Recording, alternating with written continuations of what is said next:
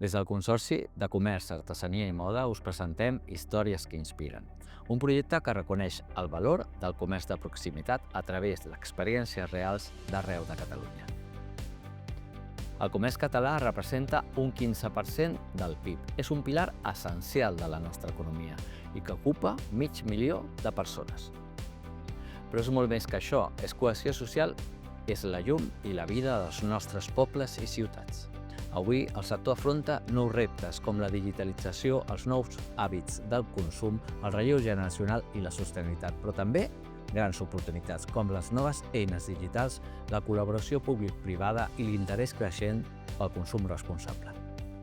Aquest projecte reconeix i dona veu a les empreses comercials que innoven, que s'adapten, que mantenen viva la passió cada dia.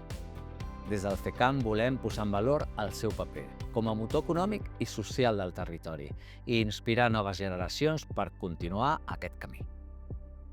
El comerç ens connecta, ens identifica, el comerç ens agrada.